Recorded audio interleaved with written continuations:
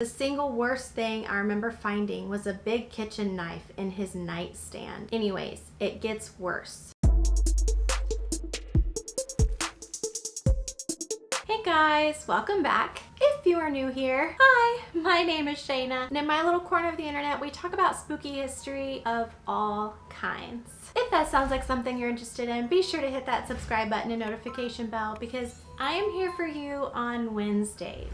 I hope you guys enjoyed my Halloween series that I did a couple weeks ago. It was really fun. I uploaded for 7 days that week. If you missed it, I have it in my playlist and I'll try to link it up here for you. But I had a lot of great videos. We did a lot of research. I had my mom come in and we just had a blast. But anyways, we're gonna do a Reddit video today. So I'm really excited. It's a creepy one, let me tell you. And it's a long one, so there's only gonna be one. It's not super long. This video probably won't be very long, but it's the longest one that I think I've had to read so far. But it's really creepy, so let's get into it. It's been over 15 years and my father still won't talk about it. I have told this story so many times over the past 15 years. I feel like a broken record. Some people were very receptive of it, most have not been. I'll give you the story of what happened to me and my father during the spring of 2006. Maybe it can help some. To this day, I still don't know what to believe. It doesn't help that my father won't talk about it. The day that Katrina hit Cat 5, my mother was found dead. I lived with her in Florida. She was a well-educated and beautiful woman that she had many issues that finally caught up with her. That death was ruled as suicide.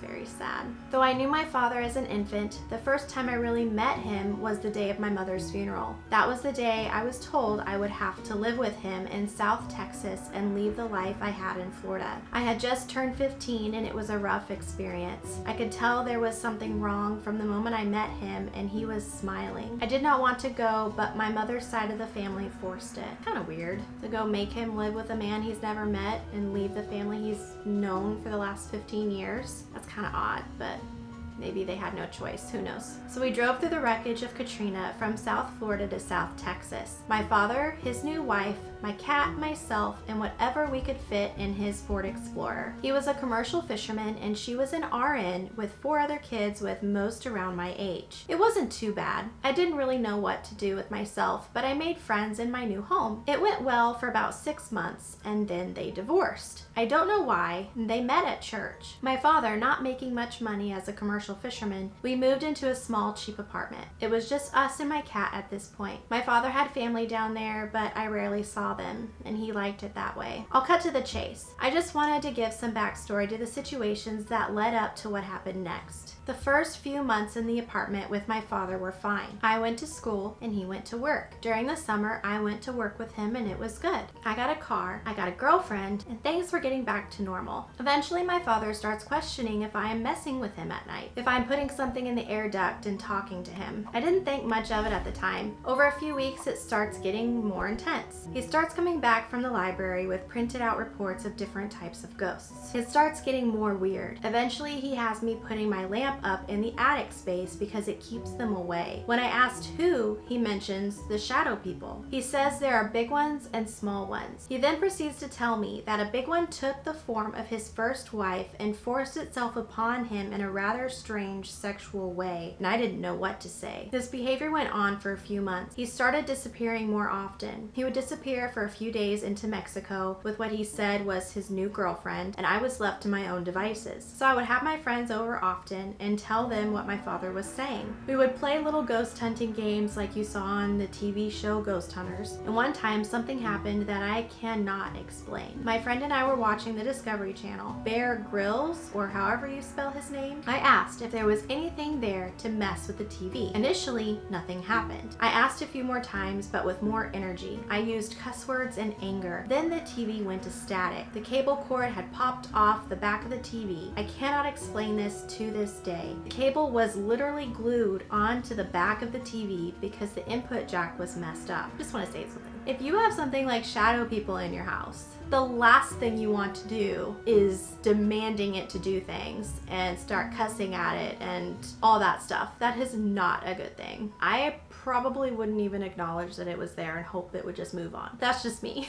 When he was gone, I started looking through his personal stuff. I found all kinds of weird stuff. The single worst thing I remember finding was a big kitchen knife in his nightstand. Anyways, it gets worse. One day I came home from school and my father's brothers and sisters were there. When I opened the door, all of them were sitting around the table. Instantly, one of his brothers got up and met me at the door and asked me to go outside. He asked me if my father was talking about ghosts. I told him he was. He looked me dead in the eye and said, "Has he told you the ghosts are telling him to kill you?" I was in shock. Yeah, I would be too.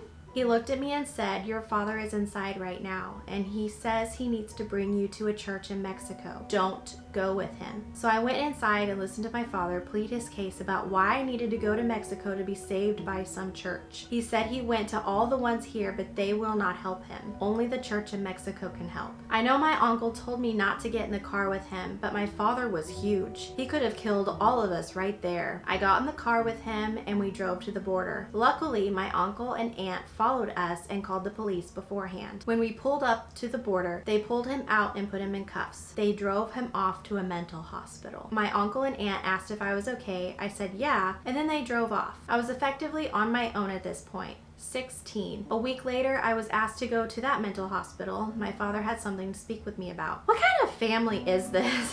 I mean, the family in Florida forced him to go to his father that he'd never met. After being told that his father was being told to kill him, his aunts and uncles just asked, "Are you okay?" "Okay, well good. You're on your own now. Good luck."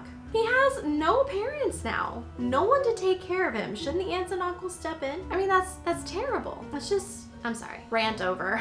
We'll continue. While I was gone, I went through everything of his. It was in a glove box of his Durango that I found bank statements with $3,000 to $4,000 deposits a couple times a week into his account. Not money that a commercial fisherman in his position would make. He was stealing the money left over from my dead mother's estate. What he was spending it on, I don't know, but that's what I asked him about when he asked to see me. He instantly began crying and I walked out. The judge said he was going to release him. I told him to hold on to him for another week so I could move out. He did just try to kill me, I think. Anyways, years went by. It was hard being on my own at 16, but I had good friends. I joined the USMC, eventually went to college. I've done well for myself. I even forgave him. Good for you. And I talk to him from time to time. However, he won't talk to me about any of the stuff. He doesn't want to talk about it. He says it makes him feel awkward. He was a very Christian man, a hardliner. I saw him about 2 weeks ago. He won't talk about it. However, I didn't see any Christian stuff in his trailer. I saw like all these crystals and herbs of what looked like a cauldron. I did not ask about any of that. I don't know what to make of it. In that apartment, I did experience a few abnormal things, such as the TV incident. I woke up to my name being called once, and I asked for noises like knocks on a table, and they were produced. However, I could have been hypersensitive to the whole thing. There are quite a few other things that I have experienced that were paranormal. I saw UFOs at that apartment too. I hope to write a book about my life one day. Just thought I would share my experience with you. Very sad. That poor kid had a very rough life, it sounds like. His mother killed herself, and then his father tried to kill him because he was becoming possessed. It seems like he was essentially on his own because the rest of his family didn't want to take him in. So, very sad. But it seemed to have worked out in the end because he forgave his dad, and he did well. He went to college still, so seemed like everything worked out okay, but that's just crazy. Isn't that crazy? Oh my goodness, I don't know what I would have done. I really don't. I would have been terrified. I would have tried to move away as far as I could from my father if that happened. So very weird stuff. But I hope you enjoyed this story. If you did, be sure to give me a like and don't forget to subscribe and hit that notification bell. And I will see you guys later. Bye.